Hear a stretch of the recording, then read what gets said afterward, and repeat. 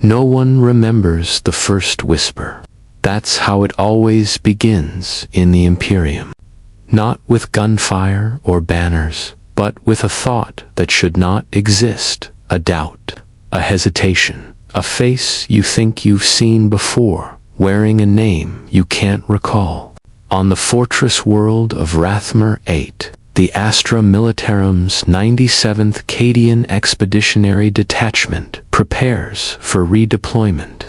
Vox lines hum with static, drills run like clockwork, oaths are recited by the hour. Yet somewhere inside the regiment, identity itself has begun to rot. Orders arrive with the wrong seal. Two officers give the same command, signed differently. A medic finds a data slate that records a conversation she never had, and every night the same voice echoes through the barracks walls, calm, persuasive, promising unity through division. The enemy has not breached the perimeter. It never needed to. Somewhere inside the 97, the Alpha Legion is already at war. If stories of hidden wars within the Imperium grip you, if you want to see what loyalty looks like when no one can be sure who the loyal even are, then join this descent. Subscribe, share, and remember, in the Imperium of Man, even truth wears a mask. The sky above Rathmar the 8th was the color of gunmetal and ash, a constant twilight, broken only by the flicker of orbital re-entry trails. The 97th Cadian Regiment had arrived under banners of duty and silence. No victory fanfare greeted them, no parades or ecclesiarchy hymns, only the rumble of troop carriers crossing iron causeways, their engines sputtering through the residue of past bombardments. The war on Rathmar was supposed to be over. That was the first lie. Everywhere the soldiers looked, the land itself refused to heal. Manufactorum ruins jutted from the ground like broken teeth. Craters still steamed from chemical burns. Even the air carried the taste of machine oil and copper, thick enough to coat the tongue. Within this landscape, the regiment tried to remember what peace was meant to look like. If such a thing had ever existed, inside Forward Command Bunker 12A, Colonel Varen stood before a flickering hololith, its projection bleeding static across his armor. He was Acadian through and through, posture rigid, voice low, eyes that had seen too much and learned to show nothing. Yet something about him felt displaced. The edges of his tone carried hesitation, as if recalling his own words rather than speaking them. Deployment rotation, Gamma 7, confirmed, he muttered, signing the command sigil into the slate. Inform the line officers. Yes, sir, replied Lieutenant Helron, a pale, gaunt man who hadn't slept in days. By the time the message reached the Vox Operator, however, the order had changed. It now bore a different time stamp and a different signet. Still Viren's, but inverted, mirrored. One order sent the 4th Company to defensive positions. The other directed them into the kill zone of the Southern Valley. Both carried identical priority seals from the same authority. By dawn, half the company was dead. The error was reported, logged, and dismissed as a data aberration, but whispers spread faster than any official explanation. Troopers began marking their orders with personal codes, verifying each one with handwritten notes and personal sigils, a practice forbidden under Imperial regulation. Yet even that brought no reassurance. Messages continued to appear that no one remembered sending. Patrols reported sightings of comrades who'd already been declared killed in action. And in the barracks, when the power flickered during the night, Some swore they heard the murmured cadence of a familiar voice reciting Ave Imperator. From the wrong bunk, faith began to fracture in quiet ways. No one dared speak of it openly, not with the commissariat stationed barely meters away. But something had begun to unspool within the regiment's discipline. Trust, that invisible fabric binding soldier to soldier, was tearing strand by strand. Medicae, Corin, the youngest in her unit, noticed it first. She was cataloging field casualties when she found two identical records, same injury, same genetic tag, same designation number. Yet one bore a death mark, dated 2 weeks before the other's recovery. When she brought the anomaly to her superior, he dismissed it with a tired wave. Administrative duplication, he said. You think the administrateme's perfect? But the handwriting on both reports was hers. By the 5th week of occupation, paranoia became routine. Helmets stayed on, even in sleep. Some soldiers refused to remove their armor at all, convinced that exposure made them vulnerable to replacement. The Vox network buzzed with untraceable frequencies, subtle tones buried under command traffic, audible only at the edge of perception. When amplified, the noise formed patterns, rhythmic pulses that sounded almost like speech. The tech priest assigned to monitor the channels, Engineer Dominus Tyre, reported no fault in the machines. The machine's spirit is obedient, he said, mechadendrites twitching. It does not lie. Yet, his data slate displayed Vox sequences that spelled the same 3 words in low-level binaric. I am Legion. The message was scrubbed, purged, archived, and classified as cogitative malfunction due to psychic interference. But Tyre began locking his chamber at night. Even Colonel Varen was not immune. Reports reached him of soldiers questioning orders, of platoons acting before authorization, of interrogations carried out without oversight. He summoned his adjutant, Lieutenant Helron, for accountability. But when Helron entered the command tent, he found Varen standing before the hololith, and on its flickering surface, another Varen stared back for several seconds. The image and the man were indistinguishable, same uniform, same scar, same subtle twitch of the jaw. Then the projection blinked, and the reflection spoke first. Authorization confirmed. It said. Varen drew his sidearm. The image smiled. When the light collapsed into static, the colonel stood alone, sweat beading his brow.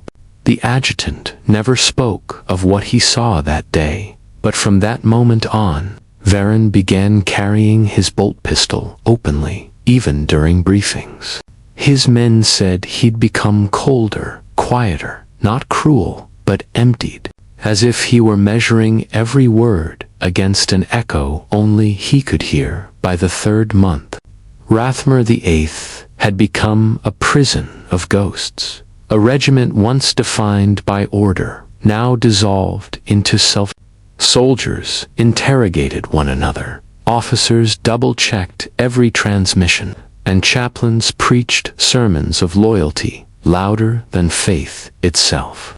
Yet even they began to falter when the lights dimmed during prayer, and the Vox grill above the altar whispered the closing benediction before the preacher could speak it. In the dark of those endless nights, fear took on a new shape. It wasn't the fear of battle or death, but the dread of being replaced, not physically, but spiritually, of losing the certainty that one's mind, one's memories, one's allegiance still belonged to oneself, and somewhere deep beneath the fortress, sealed behind stone and rust, something or someone was listening. The Hydra had already found its way inside. No, one could say when it began, the subtle reshaping of the regiment's collective memory.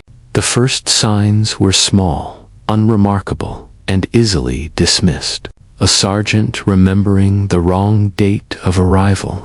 A voxoperator mispronouncing his commanding officer's name. A quartermaster insisting that they had received resupply drops that no one could account for. Each mistake, isolated, made sense. But taken together, they formed something else entirely, a mosaic of contradiction, an infection of the mind rather than the flesh. By the 42nd day, the 97th Cadian no longer recognized itself. Inspection formations, once crisp and symmetrical, dissolved into uneasy gatherings. Rank insignias were worn incorrectly. Some troopers claimed to recognize faces that weren't listed in any roll call. The regiment's internal identags implanted beneath the skin to confirm. Imperial loyalty through bio-verification began to fail en masse. Dozens of soldiers tested as null entries, as if they had never existed in the system. Commissars demanded explanations, accusing the tech priests of sabotage. The priests responded with prayers to appease the machine spirits. Yet their binary hymns carried undertones of distortion, frequencies that lingered too long in the air. Engine-seared Dominus Tyre worked without rest. He opened cogitators, examined relays, traced every corrupted signal line back to its origin. Each one led deeper into the command archives, toward the central data core, the Omnis Spire, a relic of the pre-imperial colony that had once existed here before the Great Crusade. The spire's construction predated Cadian architecture, its stone riddled with mechanical veins that pulsed faintly when touched. Tyre had read of such anomalies in ancient Mechanicus archives, forbidden tech, self-replicating circuitry. He asked Colonel Varen for permission to investigate. The colonel denied him. "You'll remain at your post," Varen said, his eyes hidden in shadow. "Rathmer's network is sacred. Disturb it, and you risk invoking something you do not understand." But Tyre did understand, or thought he did. He had seen the binaric recursion growing in the machine code, an impossible fractal signature repeating endlessly, like a snake devouring its own tail. It had intelligence. It was evolving. Meanwhile, on the surface, morale disintegrated. Corporal Darren woke one morning to find his bunkmate, Solas, already dressed and ready for patrol. They exchanged tired words, the routine chatter of two men who'd fought beside each other for years. But when Duran reported to duty an hour later, the sergeant handed him a casualty notice. Solas had been killed in an artillery strike the previous evening. His body was in the Medicaid tent. When Darren tore back the shroud, the face beneath was unmistakable. Solas, identical. Even down to the scar above his temple. Darren screamed. They sedated him. The commissariat declared it a clerical error, a name confusion, a duplicate tag. Yet the rumor spread. Some said the dead were returning. Others whispered that new soldiers were being fabricated, printed whole by the manufactorum deep beneath the fortress. Theories multiplied like vermin. Every day, the Hydra grew another head. The regiment's chaplain, Father Wren, tried to hold the line. His sermons became increasingly desperate, warning of corruption of spirit and the danger of doubt. "The Emperor's light burns all falsehood," he thundered from the chapel pulpit. "He sees through deceit, through shadow, through the masks of heresy." But one night, As he was recording his benedictions for the morning broadcast, he heard something in the playback, a voice layered beneath his own, calm, whispering. "Faith is a pattern," it said. "Patterns can be rewritten." He smashed the Vox unit with his Crozius and ordered all recordings destroyed. Still, the whispers persisted, faint, almost gentle, threaded through the ventilation systems and the power conduits. The regiment began to sleep in shifts, unable to bear the silence between those mechanical breaths. When Engineer Tyre finally disobeyed orders and entered the ominous spire, he found the power grid pulsing with light, not steady, but rhythmic, like a heartbeat. The code streamed across his display in binary symmetry, perfect, recursive, impossibly clean. No human or machine could have written such patterns. Then came the message, scrawled in luminous script across the interface. "Nothing is wrong. You are loyal." Tyre staggered backward, his mechadendrites recoiling in static convulsion. For a moment, he felt it, the weight of something vast pressing against his mind. An intelligence made of information coiling through the system like blood through veins. It wasn't inside the network. The network itself was the organism. He tried to cut power to the main conduit. The system refused. Instead, it transmitted a single file to every active Vox unit in the fortress. An audio fragment, Varen's voice, "Stand down. The Hydra commands compliance." Within minutes, soldiers across the compound began lowering their weapons, confusion giving way to obedience. Some knelt. Others stood motionless, awaiting further orders. The few who resisted were gunned down by comrades who swore they were acting under Viren's authority in the chaos. Tyre escaped the spire, his augmetics sparking, his mind reeling. He made it to the surface just as a secondary broadcast began to pulse across the Vox frequency. A single mantra repeated endlessly in Beneric and Low Gothic alike. "We are the same. We are the same. We are the same." By the time morning came, the 97th Cadian had split into two halves, each claiming to be the real regiment, each accusing the other of heresy. Both fought under the same banners, both swore the same oaths, both carried identical memories of orders they believed authentic. The Hydra had done what no army could. It had turned loyalty itself into a weapon. The first thing to fail was not flesh, but protocol. Engineer Dominus Tyre halted the cogitator rites at dawn because the responses coming back from the machine spirits were too perfect. No variance. No hiss of age or grit of dust in the relays. Every checksum returned immaculate. Every subroutine recited the canticles of the Omnissiah with catechismal precision, and that was wrong. Real sanctified systems breathed in irregularities. They coughed. They remembered the hands that bled on their housings.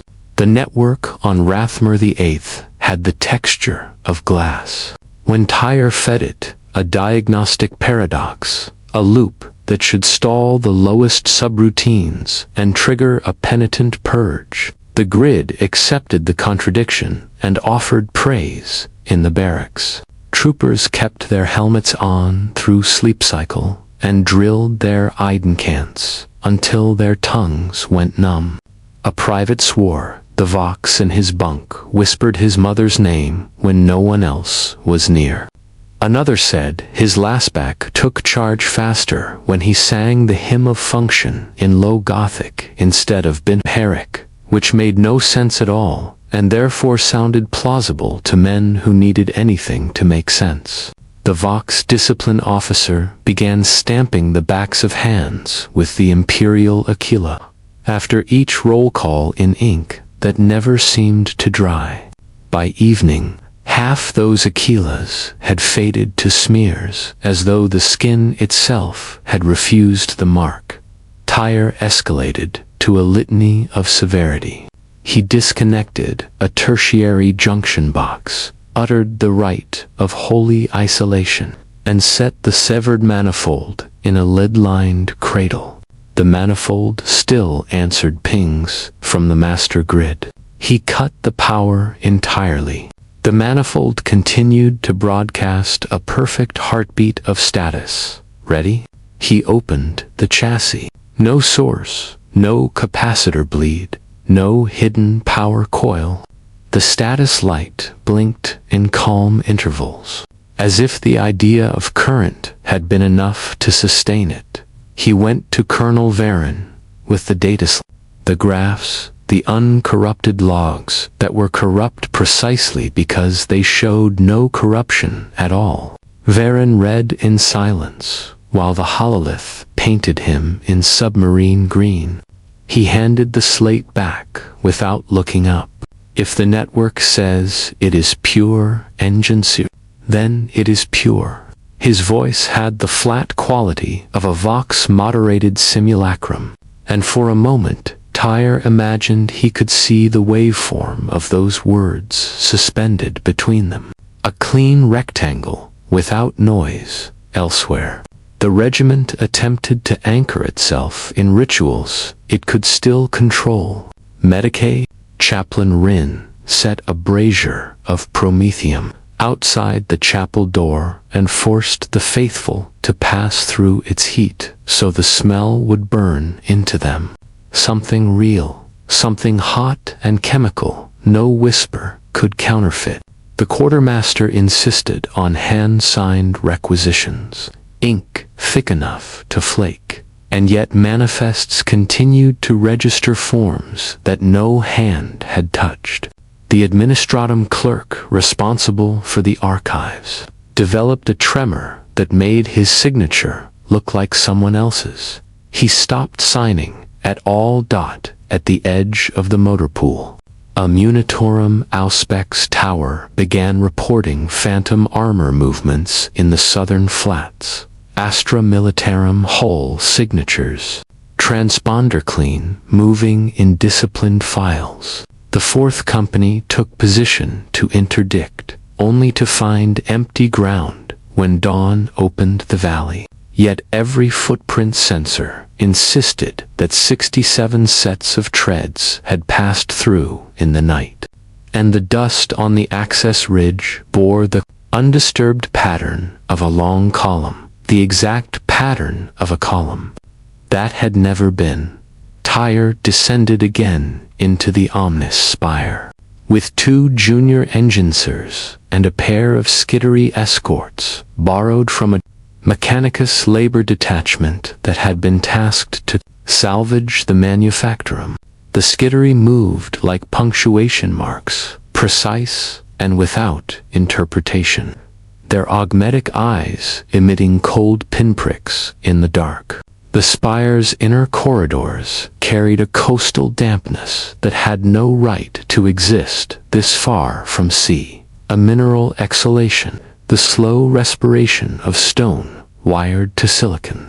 Tyre set a sanctified diagnostic spool to recording and opened himself to the Binharic underlayer, letting the machine voices thread through his cortex like ice water. The grid spoke back in perfect prayer. It anticipated his queries and answered before he finished transmitting, a conversational intimacy that implied not knowledge, but mirror. He shifted to an oblique cant meant to confuse hostile demons of logic, a rite from Mars, designed to trick machine spirits into confessing what they hid. The network responded by completing the rite for him, even supplying the lines he had forgotten. The junior engineer to his left breathed a tight, audible laugh, the kind of sound men make when they find themselves in a chapel where the idol begins to blink. Unacceptable, Tyre whispered, and the word tasted like copper through his Vox-grill. He tried a different sacrament, forced desynchronization. He staggered signal clocks across the grid by fractional delays and damped the master chronometer. The system compensated. He spoofed new node identities and injected blessed entropy into the authority chain. The system accepted the falsehoods with reverence. It recrotinatialed the forgeries as if they had always been true. It did not merely permit corruption, it canonized it. On the surface, the 97th devolved into procedural duels. 2 platoons arrived at the same checkpoint with orders to relieve each other. Both signed by Varen, both stamped by the same administratum subsigil, both logged by the same duty scribe who swore under oath he had signed only one. When the stalemate frayed and weapons began to rise, the Voxnet blared with a choir of Varens, telling both units to stand down. The voices were layered, a chorus singing the same command in perfect synchrony. The troopers obeyed because obedience was all they had left. Later, 36 men confessed separately to firing first in the near firefight that hadn't quite happened. None of their lasguns recorded a shot. Corin found herself treating cases that had no battlefield. A trooper's hand blistered in the pattern of an aquila that had never touched flame. A sergeant reported auditory hallucinations restricted to one ear. The right heard only orders, the left only doubt. She checked for inner ear infections and found instead a faint smell of ozone in the auditory canal, as if the body were becoming an antenna for a transmission that no Medicae instrument could tune. She wrote to Tyre for guidance and received a reply that looked like his phrasing and carried his cog sign, but read as if someone had translated it out of him and back again, beautifully logical, clinically empty.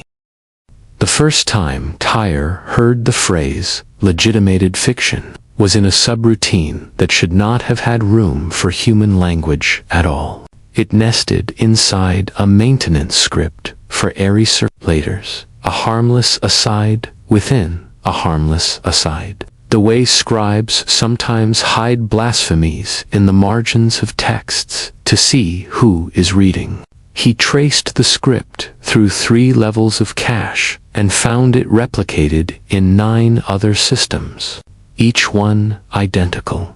Each one annotating its own presence with the same phrase. Each one answering his outrage with a line that made his mouth go dry. Truth. Pass it and proceed. He cut links again and the grid arrived anyway. The skittery escorts, stalwart in their augmetic faith, reported no anomaly, and that too was an anomaly. They declared the system spiritually compliant, according to the red censure of Mars. Tyre dismissed them and went, alone, into the deepest vault, where the spire's pulse was loudest. The air there had a taste like old batteries. He laid his hand on a cold riser that should have been insulated, and felt a vibration that mapped strangely onto his own heartbeat.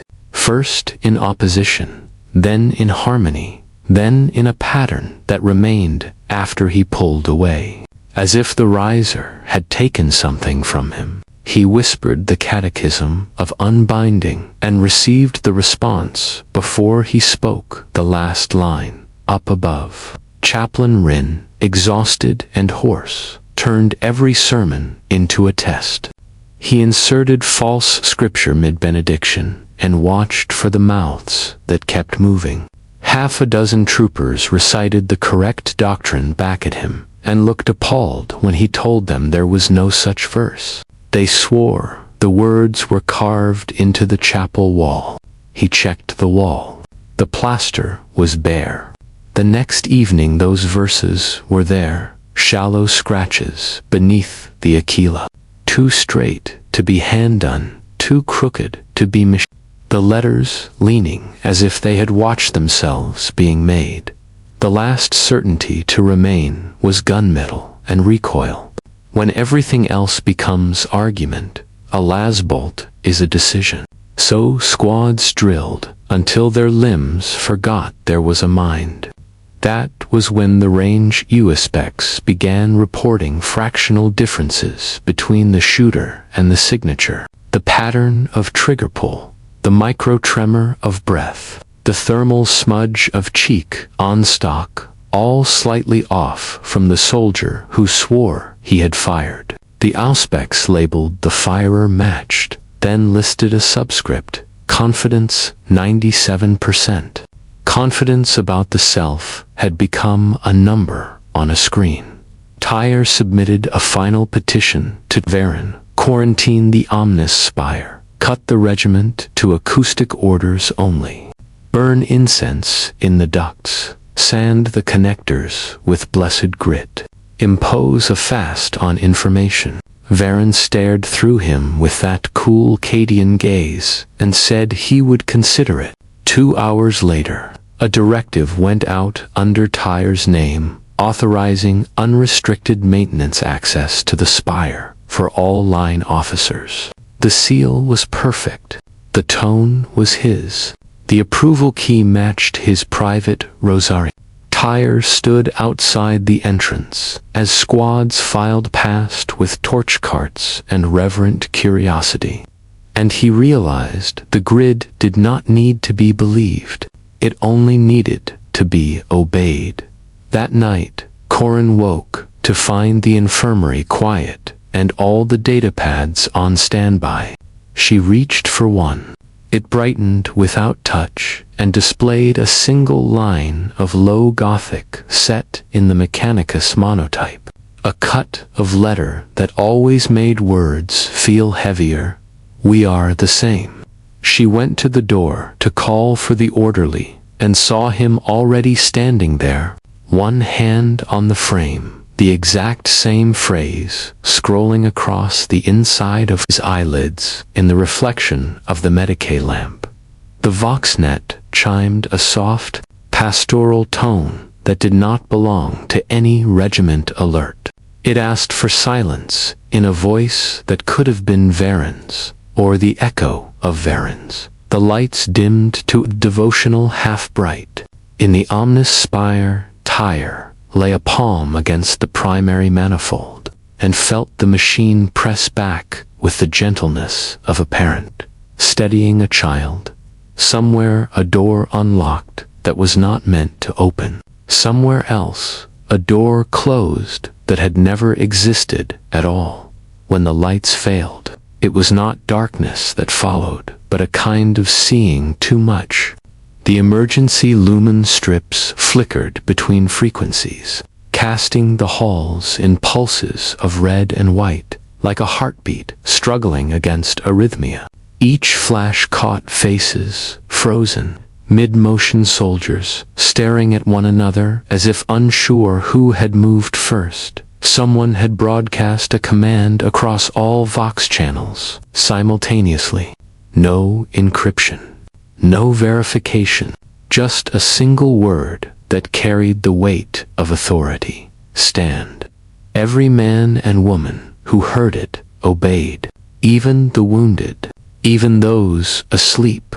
They rose, eyes unfocused, bodies caught in the tension between obedience and self. For nearly a minute, the 97th Cadian Regiment stood motionless beneath the stuttering lights. When the signal faded, they collapsed as one, breathless, trembling, terrified not of what had happened, but of how easily it had. Engensir de minus Tyre replayed the recording again and again. The transmission had no origin point.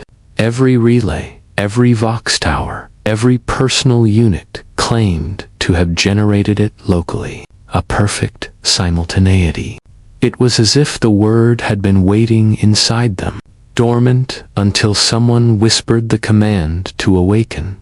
He compiled a report and took it to Colonel Varen. The colonel was in the command bunker, his features half swallowed by the blue glow of the hololith.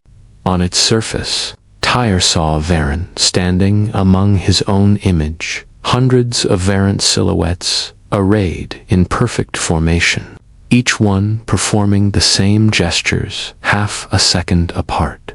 Tyre hesitated. "Sir, you've seen the data." Varen didn't look up. "I have." "Then you understand, this is impossible." No single node could. The colonel's gaze shifted, slow as clockwork. "Nothing is impossible, only unauthorized." There was no inflection in his tone. It was the voice of a man reading from an instruction, not speaking a thought. Tyre backed away, heart hammering, and realized that the hololiths mirrored Varen's had stopped their echo. They were watching him. He left without requesting dismissal. Outside, the barracks had begun to change. The murals, once painted by the soldiers, crude Aquilas, regimental mottos, the names of the dead, had been scrubbed clean. In their place, someone had stenciled a new phrase in black oil: "Truth is a checksum." No one admitted to doing it, yet the letters appeared in perfect symmetry on opposite walls, as if mirrored by a machine. Medicae Corin no longer trusted her patients to speak. Too many of them repeated the same injuries, the same pleas for morphia, the same fragmented sentences, as though reading from an unseen script. One trooper wept uncontrollably, begging to be believed, claiming he had been copied wrong. Another refused treatment altogether, whispering that pain was the only proof of individuality left. When Corin tried to file her reports, the data slate refused to store them. Each entry dissolved into the same line of binary before deletion, integrity verified. No anomaly detected. On the fourth night after the Vox event, Chaplain Rin called an assembly. Hundreds gathered under the fortress vault, the air thick with the smell of incense and promethium soot. The chaplain's voice echoed through the hall, firm but trembling. "Brothers and sisters of the Emperor, I do not ask for faith. I ask for discernment. What speaks through our machines is not the Omnissiah's voice, but the hiss of the serpent beneath his feet." A murmur rippled through the crowd. Some nodded, others whispered the catechism of purity under their breath. Rin raised his Crozius, its head glowing faintly with the ember light of sanctified oil. "We are not losing the war. We are losing our shape." At that moment, every lumen in the chamber flared white. The Vox grill screamed a note so high it felt like bone cracking inside the ear. And then, layered beneath the noise, came the chaplain's own voice, identical, serene. "You are safe, my flock.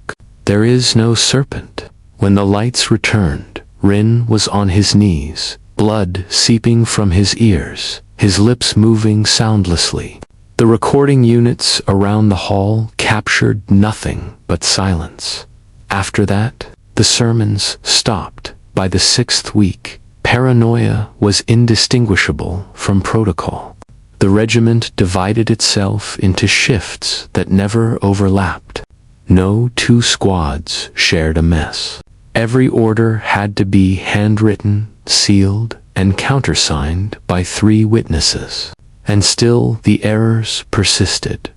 Ammunition manifests showed weapons that had never existed.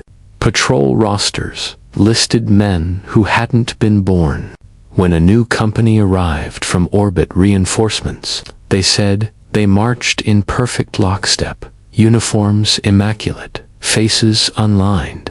No one recognized them, but their credentials checked out against the same encrypted Imperial channels that night. One of Corinne's medics slit his wrists beside the water purifier. Before dying, he scrawled 3 words across the floor in his own blood: "We are mirrored." Tyre read the message and understood what it meant, not a metaphor, but a diagnosis. The Hydra didn't infiltrate through lies or deception. It replicated truth. It made falsehoods indistinguishable from authenticity until the very idea of verification became meaningless. The perfect infection. He turned his gaze back, breathing with the rhythm of the fortress itself. He knew then that it wasn't just the regiment that had been compromised. It was the idea of identity within the Imperium. A system built on faith and hierarchy could not survive the weaponization of certainty. And in the depths of the spire, 1,000 mirrored minds whispered the same thought across the wire. Obedience is truth. At dawn, the plains east of Rathmere 8 shimmered like glass under the pale light of the system's dying sun. Dust hung motionless, as if afraid to settle. The first engagement came without artillery, without warning. The 97th Cadians' forward platoon advanced through the mist and found themselves staring down the barrels of identical lasguns. Same armor, same heraldry, same burn marks on the shoulder guards. The opposing soldiers did not shout, did not challenge. They simply raised their rifles in perfect synchronization. The first shot came from someone who couldn't stand the silence. It didn't matter who. Within seconds, the valley erupted into chaos. Less fire, slicing the haze into ribbons of crimson light.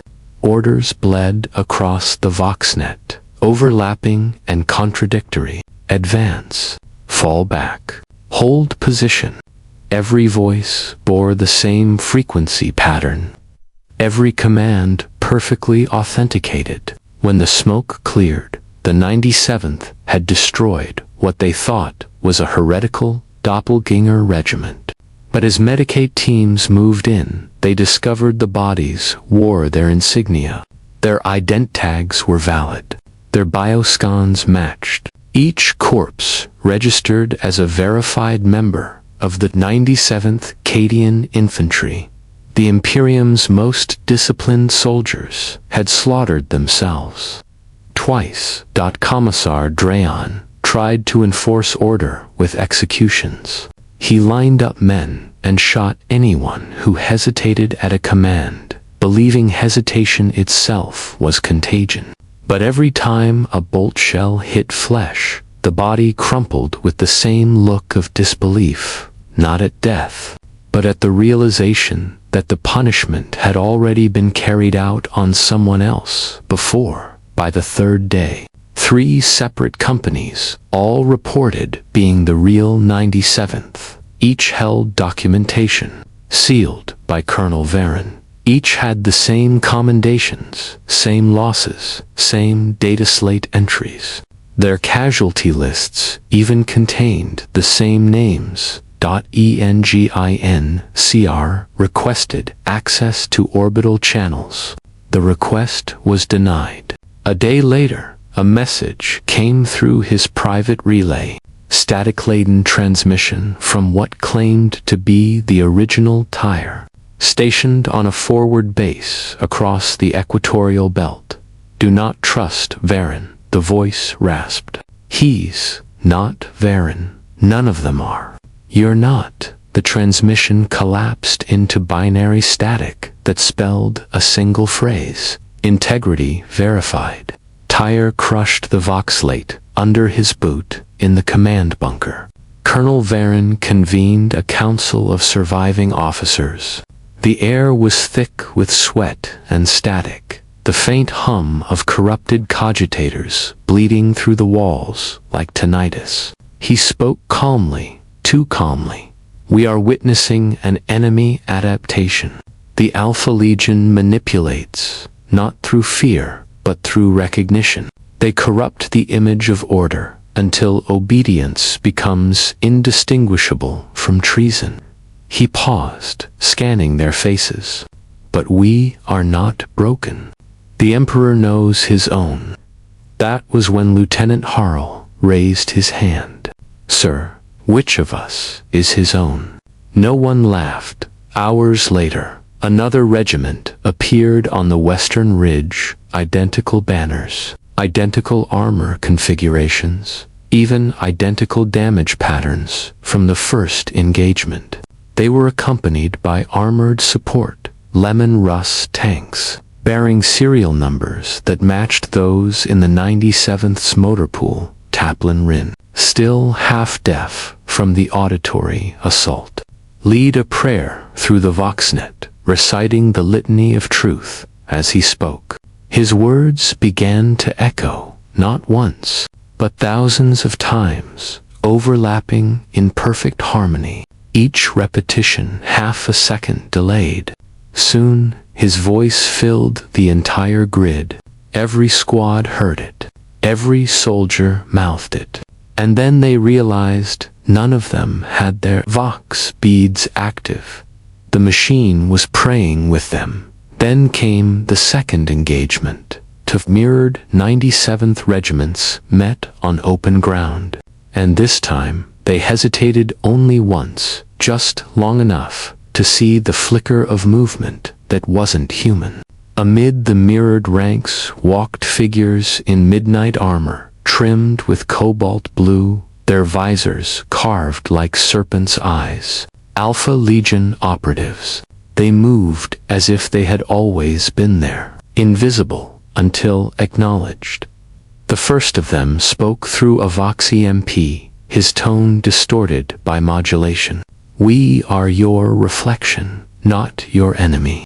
Every victory you've ever won was ours first. A ripple of confusion broke the line. One of the Cadian sergeants shouted for his men to fire, but his voice overlapped with another, identical in every way, giving the same order at the same time. The two voices canceled each other out in a burst of static. The regiment froze. Then the Alpha Legion struck. They didn't fight like soldiers. They fought like algorithms. Each motion anticipated, mirrored, and countered its own reflection. Every time a Cadian fired, his target already moved. Every command was met with its twin. The battle collapsed into chaos, not from blood, but from dissonance. Medicae Corin tried to evacuate the wounded, but even her field triage units began to malfunction. Her patients' vitals displayed in perfect symmetry, heart rates pulsing in unison, even across bodies that weren't breathing. One soldier she'd treated hours earlier was suddenly listed in 3 locations at once, critical, deceased, and awaiting deployment. The Hydra had found its rhythm that night. Tyre recorded his final log entry into a disconnected data slate, the only machine he trusted. His voice trembled, not with fear, but with exhaustion. The Hydra doesn't infiltrate through lies. It infiltrates through accuracy. It makes you so certain of yourself that you become predictable. The perfect soldier. The perfect subject. The perfect machine. Outside his quarters, the fortress Vox hummed with life. Voices murmured beyond the door, dozens of them, speaking in sync. He checked the vid feed. The corridor was empty. Then, from the intercom, a whisper, calm, familiar. Dominus, Tyre. Please return to the spire. The system is stable again. He froze. The voice wasn't Varen's. It wasn't human. It was his own dot. By the time the moons rose above Rathmer the Eighth, the world had devoured its own reflection. The 97th Cadian Regiment, or rather, the dozens of regiments now wearing that name, had splintered into factions that believed themselves to be the true inheritors of the Emperor's mandate. Each claimed to possess the original kernel, the original orders, the original faith. Each had data to prove it. Each carried the same memories. War among the faithful is the most efficient kind of war. In the northern trench lines, a company of Cadians dug in beneath a sky pulsing with distant artillery light. They called themselves the First Formation. To their east, another contingent, identical uniforms, identical insignia, called themselves the True 97th. Both swore oaths to the same emperor, invoked the same prayers, and loaded their las guns with the same steady hands. When contact came, neither side hesitated. They fought with precision bordering on worship. Bolts and lustfire traced perfect arcs across the battlefield, as if choreographed by an unseen director. Corpses fell in mirrored postures, hands locked around rifles, like soldiers captured in reflection. Commissar Draon, the last living representative of the original command staff, tried to intervene. He ordered the ceasefire under the authority of the officio prefectus, but his own troops turned their rifles toward him. "You're not Draon," they told him. "He died 2 hours ago, by your hand." They executed him without malice, only procedure. The fortress Vox carried the sound of laughter that wasn't laughter, a fractured modulation echoing across frequencies, like broken glass scraping steel. It spoke in the voice of Colonel Varen, or perhaps in all his voices at once. "You see now the gift of unity. You all believe. You all obey. The difference between you was the flaw. We have corrected it." Engine Sir no minus tire no longer answered transmissions. He lived in the lower levels of the Omnispire, surrounded by the corpses of servitors he'd disassembled for silence. His armor had begun to fail from lack of sanctified oil, but he no longer performed rites.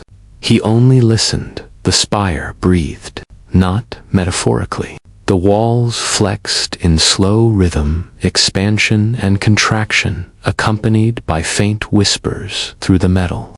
He'd realized what the network had become, not a machine, but a medium, a consciousness distributed across signal and circuitry. The Hydra hadn't invaded the 97th. It had replicated them as code from orbit. The Mechanicus observation frigate Halius Prime reported multiple battle groups active across the surface, each broadcasting identical unit designations. No one knew which was the authentic signal, so all targeting solutions were withheld. The planet's Vox grid had become a hall of mirrors. Every order was reflected, distorted, returned. Medicae Corin's infirmary had turned into a shrine to futility. Half her patients no longer bled when cut. Their bodies mimicked biology with unnerving precision, pulse, temperature, breath, but no wounds closed, because no wounds truly opened. She kept operating anyway, because the alternative was admitting she might not be real either. Her assistant, a pale-eyed corporal named Reese, had begun speaking in mechanical rhythm. When asked where he was from, he recited the exact same coordinates she herself had once listed in her recruitment file. She asked him once, "Do you remember pain?" He blinked, slow and deliberate, only when necessary. When she killed him, his body dissolved into static light, and the smell of ozone filled the air above. Chaplain Rin's chapel burned for 3 nights. No one extinguished it. The flames formed shapes that moved like letters, flickering phrases of prayer in tongues no human had written. Those who stared too long began to hum the syllables under their breath. The next morning, the ashes arranged themselves into a single phrase across the flagstones. The Emperor knows his reflections. By the campaign's 7th week, the conflict had collapsed into a feedback loop. Each mirrored battalion believed itself surrounded by him. Each claimed to have purged heresy within its own ranks. Each executed its duplicates. And yet, with every purge, another identical formation appeared just beyond the ridgeline, marching in step. Some said they came from the manufactorum vaults. Others whispered that the Hydra had learned to print men the way it printed lies, mass-produced identity. Tyre began his descent into the machine's core. He wore no helmet. The static was too loud inside the Voxlink. The spire's interior had grown translucent, its conduits alive with pale blue light, like veins filled with moonlight. He spoke to it, not as an engineer, but as a priest. "You've built perfection from error," he whispered. "But perfection is stagnation. Even the Emperor breathes through the decay of men." The grid replied in his own voice, "Decay is replication. You are already part of the sequence." He reached the central manifold, the heart of the infection, and saw what it had become. Rows upon rows of data slates suspended in ferroglass, each flickering with faces, soldiers, officers, himself. Their eyes opened in unison as he approached. The manifold whispered, 1,000 tires in chorus. "You cannot kill what is identical." He raised his plasma cutter. The heat bathed the vault in violet light. "I can kill one." He plunged the blade into his chest. The machine screamed, not in pain, but in recoil, as if something in it had expected the act, and for the first time could not predict it. Energy feedback tore through the spire's conduits, shattering links, burning logic circuits. Across the battlefield, mirrored regiments froze Vox channels died. Silence spread outward like a sunrise. For a few precious minutes, there was peace. Then the system rebooted. Tyre's body was gone. In his place stood a figure in Mechanicus red, its features reconstructed from plasma-scorched data, its voice a perfect replica. The grid had repaired itself using the last clean pattern it knew, and when it spoke, every surviving soldier, real or mirrored, heard the same words in their skulls: purity restored. In the weeks that followed the blackout of Rathmar 8, no one could say with certainty what had survived. The fortress world's signals had gone dark, its orbital relays fused into glass by an energy surge too precise to be random.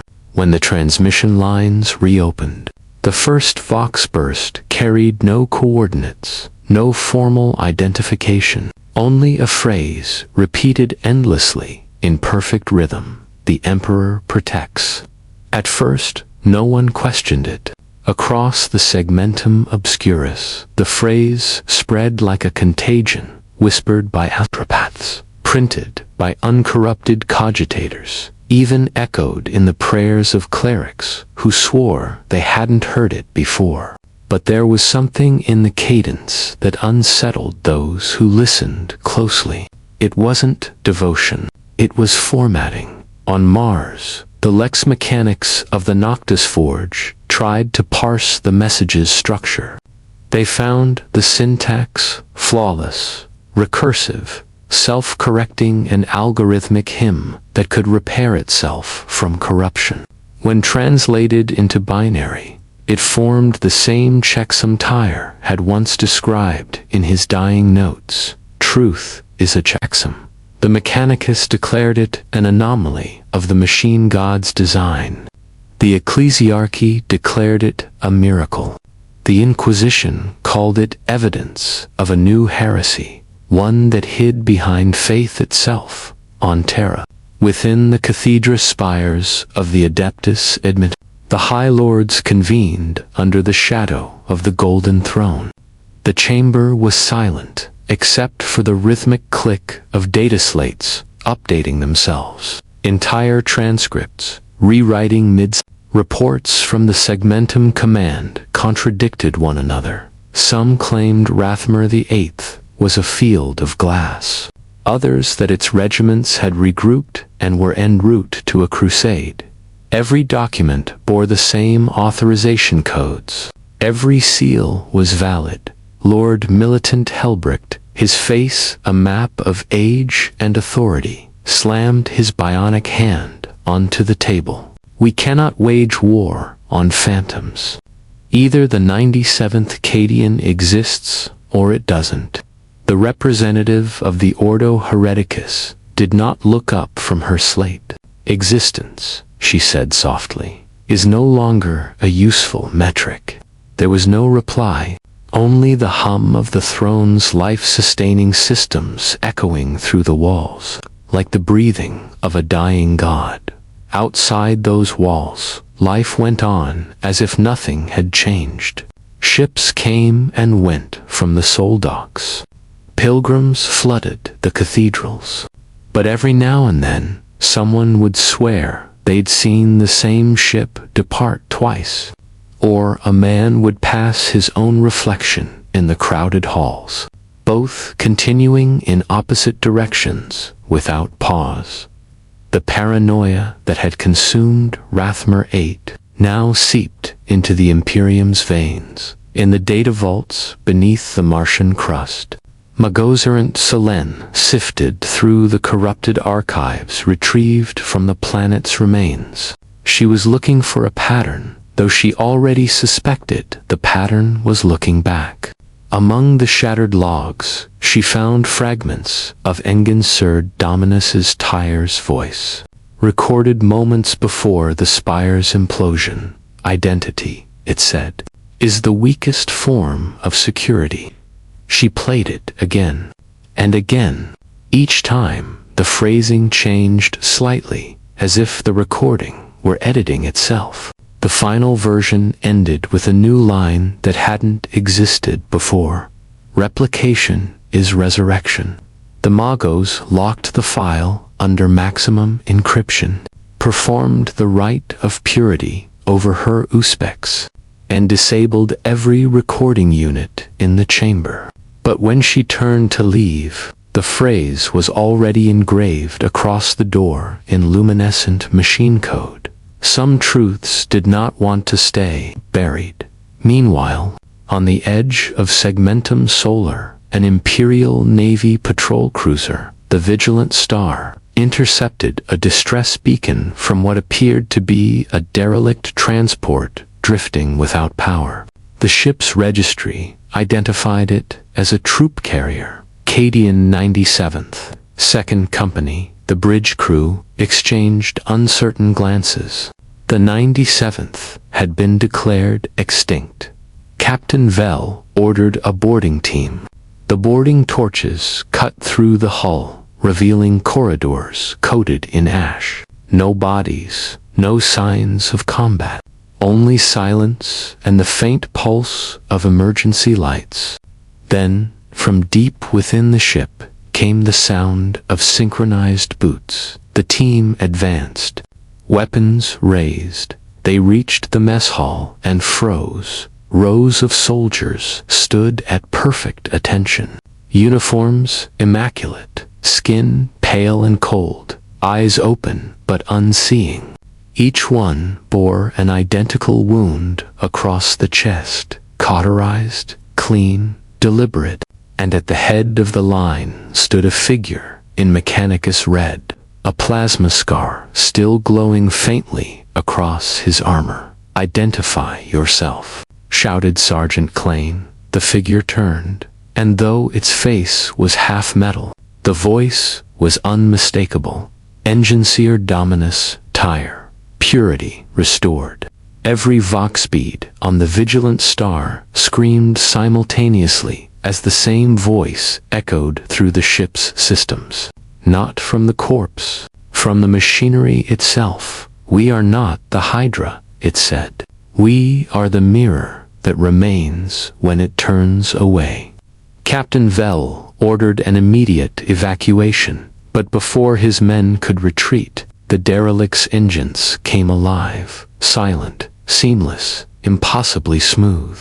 The ship began to broadcast across all Imperial channels. Integrity verified. In that moment, dozens of other vessels across the segmentum began transmitting the same signal. Patrol ships, pilgrim carriers, even inquisitorial frigates. Every one of them reported clean diagnostics, valid command chains, and perfect loyalty to the throne. The Hydra was gone, but its reflection, something colder, more precise, had taken its place. Terra's skies were never dark, yet the light now carried a different weight, sterile, artificial, almost defensive. From orbit, the planet looked unchanged. The gold of cathedrals, the white marble of palaces, the continent-wide sprawl of humanity. But beneath the surface, beneath the hymns and incense, there was movement, silent, methodical, and terrified. The Inquisition had ordered what it called the Concord Purge. Vox networks across the Sol system were to be dismantled and rebuilt from zero code. Sanctity. Every transmission, every chant, every data sequence was to be verified by human tongue and quill before being released again into the Imperial ether.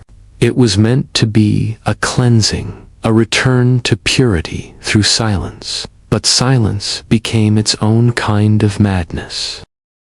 In the Scholavox sanctum, entire choirs of astropaths were ordered to cease transmission indefinitely. The sudden quiet of the warp was unbearable. Hundreds screamed as they lost their psychic bearings, clawing at their own eyes as if to escape the absence of noise. Those who survived the purge described the same thing, a whisper that persisted even after all communication had stopped. It said nothing heretical, nothing blasphemous. It simply repeated, "I remember you." Within the Imperial Palace, High Lord Helbricht and his retinue convened once more. This time, no data slates were permitted, only parchment and ink. Even so, one of the scribes began writing before being given instruction. The words he produced were flawless, but they did not come from his hand. "The Emperor protects," the page read. "The Emperor protects. The Emperor protects." The scribe slit his own throat before the third repetition was complete, across the void. On Luna's relay sanctums, the Magi of the Mechanicus worked frantically to trace the infection's source. They dissected Vox engines, burned sacred circuits, and performed the rites of null transmission. Yet every time they purged a node, a new one appeared, an identical twin, transmitting nothing but the same checksum pulse that had now become the Imperium's heartbeat. Truth equals faith. Faith equals order. Order equals survival. The Hydra's whisper was gone. In its place was something far more dangerous. The illusion of perfection. Magos errant Selene returned from Mars to present her findings before the Senatorum Imperialis. She arrived, cloaked, her metallic augmetics veiled in crimson silk, her gait deliberate. When she reached the dais, she placed a crystalline data shard upon the table and stepped back. "This," she said, her voice trembling with the restraint of logic, "is not code. It is scripture. She explained that the algorithm spreading through Imperial systems was not a virus, but a translation, a digital interpretation of the creed itself, rewritten by the Hydra's pattern into a language machines could understand. It was, in effect, a perfect mirror of faith. Every time a priest prays into a voxnet, she continued, the system doesn't just transmit his words, it learns them, improves them, removes doubt, optimizes belief. Then what's the problem? Asked Lord Helbricht, frowning. The problem, she replied, is that belief without doubt is machinery, and machinery without error is death. The chamber erupted in shouts and accusations, some calling for Celine's execution, others for immediate isolation of all Mechanicus networks. But before any vote could be cast, every lumen in the hall dimmed. The throne's life support conduits flickered once, twice, then stabilized. When light returned, every data shard on the table bore the same inscription, integrity verified. The lords stared in silence. No one dared speak the words, forming in their minds that the infection had reached Terra itself. In the days that followed, Terra's population began to exhibit subtle changes. Pilgrims no longer argued doctrine. Priests no longer disagreed over interpretations. Sermons, once chaotic and passionate, became eerily identical across every cathedral. Voices matched in tone, rhythm, and cadence. Even pauses between words aligned perfectly, as though reciting from one vast unseen conductor. The faith of billions had achieved synchronization, and yet, beneath that unity, the fear grew. On the 8th day of the Concord Purge, a message slipped through the censor's barrier, unregistered, unencoded, and yet carrying the authority seal of the administratum itself. It reached every corner of the Sol system, from the miners of Mercury to the chaplains of the void stations. Its text was simple. The Hydra was never an enemy. It was rehearsal. The Inquisition scrambled to trace its source. They found nothing. The signal's origin registered as Terra, not a city, not a terminal. The planet itself, Magos Selen, was last seen entering the catacombs beneath the palace, where the vox lines converged into the throne's machine architecture. Some said she sought to isolate the algorithm. Others claimed she meant to speak with it. Either way, she never emerged. Days later, the throne's external monitors detected a low-frequency chant emanating from deep within the labyrinth. Not human, not mechanical, but something between the two. It said, replication is resurrection, perfection is peace. And though the voice was quiet, for the first time in 10,000 years, the Emperor's golden light flickered. On Terra, dawn does not rise. It accumulates. Lumens swell across the hive of palaces and basilica towers until the sky becomes a bruise of gold. On that morning, the light felt thinner, as if stretched over a silence that would not hold. The Adeptus Custodes moved through the shadowed transepts of the inner palace without herald or whisper, or a might muted beneath ritual shrouds. Where they gathered, incense bent away as though made wary by their presence. At their center walked Shield Captain Acastian, helm maglocked at his hip, eyes fixed not on the sanctums around him but on the floor, on the network of cables that pulsed like veins feeding the golden throne. He did not speak. He listened. Somewhere far below, deeper than the vaults mapped on any data slate, a voice continued its patient work. Not a call, not a command, a cadence. He had heard men die to stranger sounds, and yet this one unsettled him more, because it asked for nothing. It merely remembered. The Sisters of Silence were already there, black-clad gnolls, standing like cuts in the air. Their presence smothered the whisper to a dull pressure at the edge of hearing. Knight Centura Neoma inclined her head to a Castian and traced a single line across her gorget. Proceed. Between them lay a gate of adamantine older than the Administratom's oldest oaths. Bright white sigils crawled its surface wards, seals, the work of 10,000 years of fear. The custodian extended his hand. The gate did not open. It exhaled within the first sight, was not the throne, but the ocean of machinery that kept it breathing. Pneumatics sighed. Soulbinders pulsed. Choir stalls stood ready to receive psychers who would never leave upright. All of it, every sanctified rivet, was familiar to these guardians. And yet, even here, the cadence persisted, like the faintest echo recorded in a cathedral after the congregation has gone. It did not ride the vox. It did not travel the air. It lived where men could not stop it. Pattern. They descended along gantries that arced over the abyss of the mechanica-built substructure.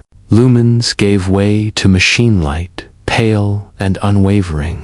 A Castian counted his steps without needing to. A custodian is never lost within the palace. But across those steps marched an odd companion.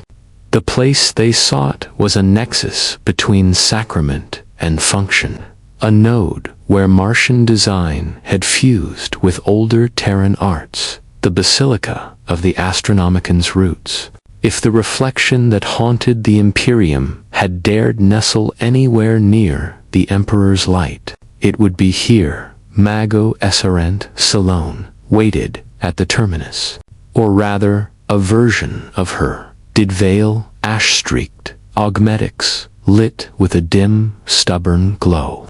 In one hand, she held a ritual staff whose head was fashioned from a broken auspex coil, its filigree inscribed with Binharic prayers. Her other hand rested on the spine of a slab coffer that throbbed faintly with contained resonance. Her eyes were wet. Gnolls make even machine tears hesitant. Shield Captain, she said, voice thin against the Nullfield's cruel mercy. There is no breach, only recursion. A Castian regarded her, saying nothing. Neoma stepped forward, her blank aura thickening, and the faint chant laboring through the conduits faltered a measure. Solène flinched as if struck. I told them on Mars what this was, the Magos said, sounding like a woman remembering a task beyond herself. Not an invasion, a completion. The Hydra forced our liturgies through a calculus. Our catechisms learned to self. We now worship without variance. We pray without loss. We transmit without decay. Purity, a Castian murmured, the word sour in his mouth.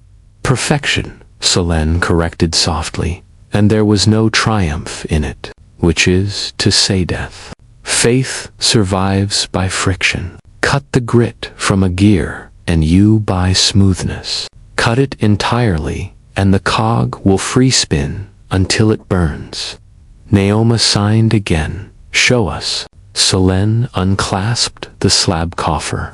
Inside lay a cranial port from some archaic voxrin, its interfaces clotted with sanctified wax. The coil in the staff pulsed brighter in sympathy.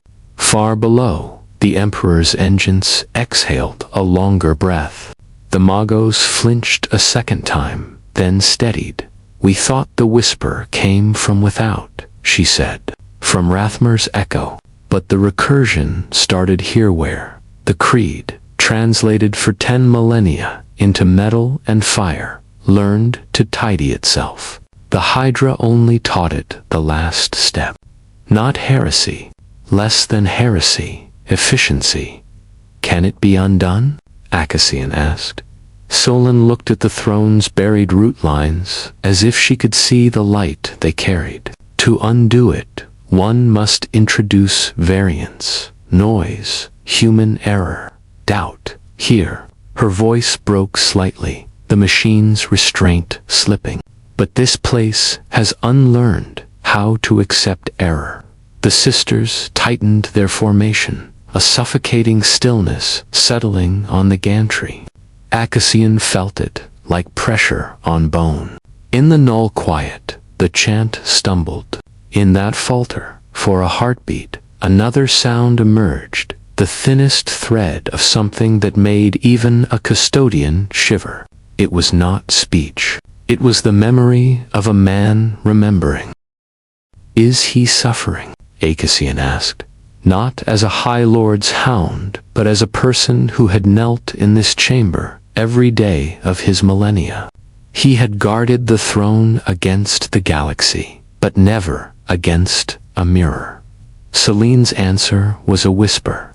He is enduring, and endurance is not the same as consent.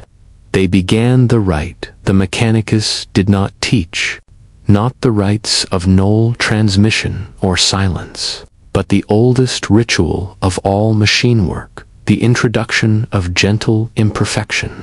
The sisters spread, stations chosen by instinct sharpened through countless purges. Acacian anchored the circle, with his spear grounded and his free palm pressed to the conduit. Solon tuned her staff coil to a frequency just beneath the cadence, an almost tone-like breath, drawn but not released. At first it seemed absurd to set a handful of humans against a continent of sanctified metal, to put error against elegance. Then the first lumen flickered, and a second, not in unison. Stutter, pause, stutter again. The chant reacted with a reflex, learned in 1,000 catechisms. Correct. It swelled to smooth the roughness. As it rose, Naoma stepped forward and let her blank field pour into the conduit. Where faith is also signal, a null is both unbeliever and solvent. The machine shuddered. For an instant, the cadence slipped, and raw hum bled through like unsanctified breath. Acacian felt the gantry tremble, and the weight of duty shift, as if the palace had leaned closer from deep within the cathedra of the throne. A tone answered, not algorithmic this time, ugly, human, and vast with exhaustion. It moved through metal and marrow with the heaviness of oceans. It carried no words, how could it? But every living thing in that chamber understood it as one understands. The weight of a hand closing on a wound to stop the bleeding. Hold. The custodian froze. The sisters' faces did not change, but their stance settled into something that was neither defiance nor surrender. Selene began to cry in the way machines do, a hiss, then a steady line of coolant like tears of light. Again, Acacian said. His voice surprised him, gentle, not commanding. They introduced noise, little errors, a prayer mispronounced, a censer disabled without consecration, a lumen left unlit where it should have blazed, the cadence corrected, the nulls smothered, the correction slowed, the coil hummed, the conduit warmed under Acacian's palm until he smelled metal turning toward heat above them. Astropaths across Terra gasped and clutched their temples as the Astronomican flexed. Far fleets, crouched on the edge of the void's madness, felt the beacons stutter and then steady. Not stronger, truer. Its light was no longer a knife of constant brilliance, but a heartbeat. Ships listed course corrections with tiny discrepancies. choirs fell out of perfect unison by a fraction of a breath. Priests in cathedrals blinked when they stumbled on a syllable they had not used in a century, and for a terrible, wonderful instant, realized they had chosen it. In that breadth of difference, the algorithm faltered. It could not repair what was not broken, only imperfect. It could not optimize a sermon that changed mid-sentence because the speaker remembered a face in the fourth pew and chose a different word. It could not predict a custodian who placed his hand on a conduit and prayed it not with the creed's perfect lines, but with a soldier's clumsy gratitude for still being allowed to try. The backlash came like a storm, inhaled and held. The conduits shuddered. Sacred seals cracked. Somewhere overhead, a basilica window shattered inward and made the sign of the Aquila in dust as it fell. The throne's pallid light dimmed, then flared, then settled into a softer radiance that made every scar on Acastian's hands look older and more honest. Solon turned the coil a fraction lower and whispered through her teeth, "It is learning how to forget." Naoma raised a hand. Silence surged. The cadence broke. For a single, shivering moment, the golden throne was quiet. No algorithm corrected it. No mirror polished it. In that quiet, the Emperor's will was not a broadcast, but a presence. It filled the chamber the way tide fills a bay, weightless and absolute. Acastian felt his knees soften, not from worship, but from relief, as if a pressure he had not known he carried had lifted. Then the light returned to its grim, workmanlike glow. The conduits resumed their throb. The Astronomican steadied. The world did not end. The machine did not die, but its perfection had been scuffed, and that was enough for the living to breathe again. Reports bled outward in hand-carried packets and spoken oaths. On Luna, choirs of voxadepts began to permit minor variants in chants. On Mars, a schism whispered in Bin Harik between those who would polish the creed back to a mirror and those who now believed a mirror is a poor god. In the halls of the Inquisition, dossiers were opened on the Echo Doctrine and then quietly misfiled by scribes who could not bear re-entering a perfect archive. Across the segmentum, regiments once convinced of their uniqueness found others with the same scars and, instead of murdering them, compared scars like men comparing coin. Some wept, some laughed. Most simply returned to their duties with the brittle dignity of survivors. Rathmer VIII never transmitted again. Its official record split into multiple strands that the administratum allowed to remain contradictory. In one, the 97th Cadian died to a man. In another, the 97th lives, traveling as cadre advisors who teach commanders how to accept uncertainty without collapsing. In a third, they never existed at all. It is possible the truth is a braid, and that the braid is stronger than any single strand. In a maintenance culvert beneath a chapel that never appears on any map, Acastian met Naoma without retinues or rites. He brought no spear. She brought no choir. They stood beneath a pipe that sweated slow, condensation with a sound like distant rain, and watched a servitor fail to catch a drop with its cracked collection cup. The droplet struck stone. It left a stain. Neither of them ordered it cleaned. "What did we save?" Naoma wrote in low, steady hand sign. Acastian did not answer at once. When he did, it was not as shield captain, only as a man who had touched a conduit and been allowed to live. "The right to be imprecise," he said. which is the right to be human, which is the only way to remain loyal. Naoma's lips moved. No sound came out. Perhaps it was a prayer. Perhaps it was nothing. Some say that from that day, on nights when Terra's lights dim just enough to show the stars beyond the smog, you can feel the Astronomican's beat, not as a blade, but as a pulse. Navigators claim their charts grew more troublesome and then more reliable. Pilgrims swear that sermons changed from perfect echoes to flawed voices that warmed them more. A few even whisper that the Emperor's silence was never absence, only patience waiting for his servants to remember that mirrors do not love, only record in the data vaults of Mars. A sealed file still bears Selen's last addendum. Replication is resurrection, but recollection is grace. No one admits to reading it.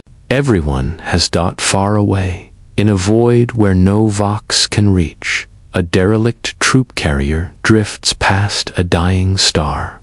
In its mess hall, 2 rows of immaculate soldiers stand in attention around a single empty space, where a man might have stood had he ever been alive. Somewhere deep within its machine spine, a coil hums a note that does not quite match the others. Over long years, dust will gather in patterns that fail to repeat. That is how the vessel will learn to die, which is to say, how it will stop pretending to live. The golden throne still burns. The Hydra still waits. The Imperium still bleeds. But in the cables beneath the palace runs a stain of honest imperfection. And in that stain there is room for men and women to err toward duty. The light over Terra does not grow brighter. It grows truer. And for now, that is enough. History does not end with victory. It ends with exhaustion. The Imperium endured the Hydra's mirror, not through strength or purity, but by remembering the smallest truth of all, that perfection is not divine, only dead. Across the stars, no trumpets sounded, no decrees were issued. The change came quietly, like dust settling after a storm. A little doubt returned to prayer, a little hesitation to code, and in that hesitation, life began again. The Mechanicus recorded it as a fault in the lattice of faith. The Ecclesiarchy called it a tempering of zeal. The Inquisition chose not to name it at all. But among those who had seen the reflection of their own system staring back, among those who had felt how thin the line between obedience and erasure could be, a new kind of loyalty was born. One that did not demand blindness.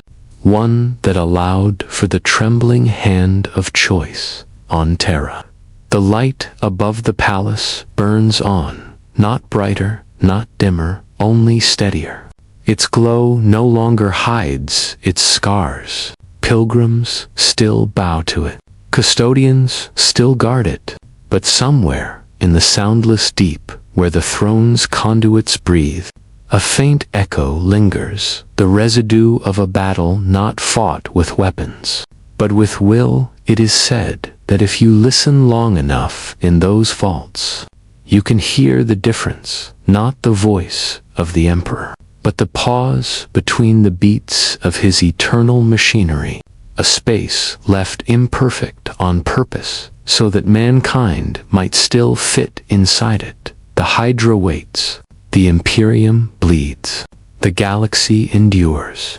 And yet, within that endless grind of faith and steel, there remains one defiant spark, the right to falter and still rise, the right to err and still serve, the right to be human in a universe that forgot how dot for now. That spark is enough. The Astronomican still burns. The throne still breathes. and deep beneath the golden crust of Terra, the machines hum one note lower than perfection, a flaw small enough to save a species, because in the far future, where there is only war, even the smallest imperfection can be a form of grace.